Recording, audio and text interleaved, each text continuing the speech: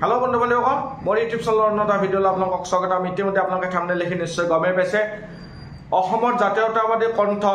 লুৰিণজ্যোতি গগৈ উপস্থিত ধুবুৰীত আজমল আৰু বিজেপিৰ বিৰুদ্ধে হুংকাৰ দিলে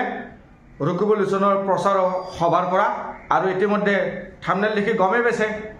তেন্তে আহক দেৰি নকৰি লুৰিণজ্যোতিৰ মুখেৰে আপোনালোকক শুনাইছো এয়া চাওক মনৰ বিধায়ক তথা আমাৰ জননেতা অখিল গগৈ ডাঙৰীয়া উপস্থিত আমাৰ অতি শ্ৰদ্ধাৰ মোৰ পিতৃতুল্য জ্যেষ্ঠ ব্যক্তিসকল আমাৰ সম্মানৰ আই মাতৃ মসজিদৰ ইমাম সাহেব উপস্থিত যুৱ বন্ধুসকল ইয়াত উপস্থিত থকা বিভিন্ন দল সংগঠন আমাৰ বিৰোধী ঐক্য মঞ্চৰ প্ৰতিটো ৰাজনৈতিক দল কংগ্ৰেছ ৰাইজৰ দল জাতীয় পৰিষদৰ সন্মানীয় নেতাসকল উপস্থিত এই সমষ্টিৰ ৰাইজ মই সকলোকে শ্ৰদ্ধা জনাইছো সকলোৱে মই প্ৰতি সেৱা নিবেদন কৰিছো আশীৰ্বাদ বিচাৰিছো দোৱা কামনা কৰিছো অসমৰ কাৰণে অসমীয়া মানুহৰ কাৰণে যাতে সদায় যুঁজিব পাৰো অসমৰ মাটিত যাতে সাম্প্ৰদায়িকতাৰ দিশবাস্প হিমন্ত বিশ্ব শৰ্মাৰ দৰে মানুহে যাতে দিব নোৱাৰে সেই সংকীৰ্ণ ৰাজনীতিৰ বিৰুদ্ধে যাতে সদায় মই যুঁজি থাকিব পাৰো তাৰ কাৰণে সকলোৰে পৰা আশীৰ্বাদ বিচাৰিছো ৰাইজ এইবাৰ নিৰ্বাচন কেৱল মাত্ৰ এগৰাকী দুটা শক্তিক একেলগে উৎখাত কৰিব লাগিব এটা বিজেপি আনটো AIDF আৰু জোনাব আৰু মনত ৰাখিব জোনাবক বিদায় দিয়া মানে অসমৰ পৰা বিজেপিকো বিদায় দিয়া কাৰণ তলা চাবিত ভোট দিয়া মানে ডাইৰেক্ট পদুমত ভোট কৰিব কাৰণ ৰাতি তেওঁলোকৰ দলাদলি হয় জোনাব আৰু হিমন্ত বিশ্ব শৰ্মাৰ নিশা দলাদলি হয় তেওঁলোকৰ আমাৰ অখিল গগৈ ভালকে জানে গতিকে ৰাইজ এই যে আপোনালোকক অত দিনে ঠগি আছে মুছলমান মানুহৰ নামত ৰাজনীতি কৰা বুলি পানী জ্বলা ফুকা কৰি আপোনালোকক দিয়ে আৰু খেজুৰ দিয়ে দুটাই দিয়ে বাকী একো দিয়া নাই ৰাস্তা ঘাট দিয়া নাই লাইট দিয়া নাই পৰিষ্কাৰ খোৱা পানী দিয়া নাই ল'ৰা ছোৱালীক চাকৰি বাকৰি দিয়া নাই মূল্য বৃদ্ধি নিয়ন্ত্ৰণ কৰি দিয়া নাই মাটিৰ খাজানা কমাই দিয়া নাই সকলো ফালৰ পৰা আমাৰ গাঁৱৰ ৰাইজক চৰৰ ৰাইজক বাগানৰ ৰাইজক সদায় অন্যায় কৰি আহিছে আৰু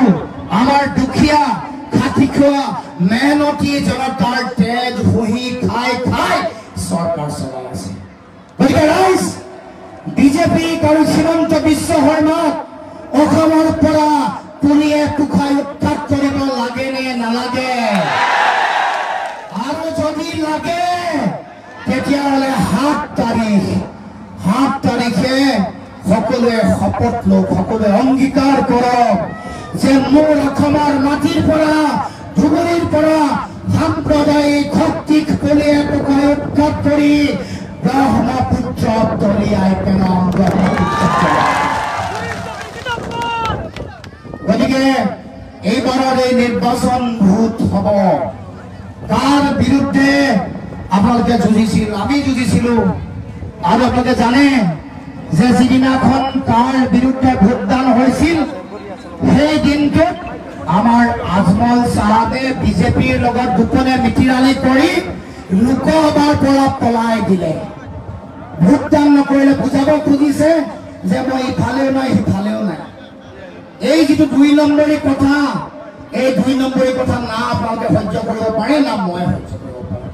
কোনেও সহ্য কৰিব নোৱাৰে আৰু সহ্য কৰাটো উচিত নহয় গতিকে ৰাইজ আপোনালোকক আহ্বান জনাইছো এইবাৰ নিৰ্বাচনত ভোট দিবলৈ যাওঁতে বিজেপিয়ে অসমত কৰা অন্যায় কালা জাপি দিয়া 5 গৰাকী মানুহক গুলীয়াই হত্যা কৰা শ্বহীদ বৰণ কৰা আমাৰ ৰাইজক দিম বুলি প্ৰতিশ্ৰুতি দিছিল বান গৰাখহনীয়া নিয়ন্ত্ৰণ কৰিম বুলি নিয়ন্ত্ৰণ কৰিব নোৱাৰিলে মূল্য বৃদ্ধি নিয়ন্ত্ৰণ কৰিম বুলি কৰিব নোৱাৰিলে সেইবোৰৰ বিৰুদ্ধে ভোটদান কৰিব লাগিব এইবাৰ ভোটদান কৰিব লাগিব দেশৰ সংবিধানৰ যিটো ধৰ্ম নিৰপেক্ষ চৰিত্ৰ তাক ৰক্ষা কৰিবৰ কাৰণে দেশৰ গণতন্ত্ৰ ৰক্ষা কৰিবৰ কাৰণে আৰু অসমৰ মাটিত শংকৰ ৰাজানৰ যি মহান আদৰ্শ সকলোৱে সমন্বয় আদৰ্শ সেই আদৰ্শ গঢ়িবৰ কাৰণে এবাৰ ৰাইজে 7 তাৰিখে ভোটদান কৰিব লাগিব। গতিকে ৰাইজ সকলোৱে 7 তাৰিখে সকলোৱে হাতৰ চিনত যদি আমি সকলো ৰাইজে ইয়াৰ আমাৰ ৰকিবুল হুছেইনক বিপুল বিবৰ্তনত জয়লাভ কৰিম বুলি শপত লৈছে, সকলোৱে দুখন হাত ডাঙৰ 7 তাৰিখে বিৰোধীৰ সকলো ধৰণৰ সকলো আমাৰ মনৰ কথা কি কৰিব খুজিছো, আমাৰ পৰিকল্পনা কি, ৰকিবুল হুছেইনক কিয় ভোট দিব লাগে, বিজেপিক ইয়াৰ পৰা কিয় উফৰাই পেলাব লাগিব, সকলো কথা অখিল গগৈ ডাঙৰীয়াই আপোনালোকক পুংখানুপুংখভাৱে আশীৰ্বাদ কৰিব, দোৱা কৰিব। ধন্যবাদ। জয় ধন্যবাদ লুৰিণ চিটি গগৈ ডাঙৰীয়া। এতিয়া আমাৰ মাজত AIUDF ডিষ্ট্ৰিক্ট ভাইচ প্ৰেচিডেণ্ট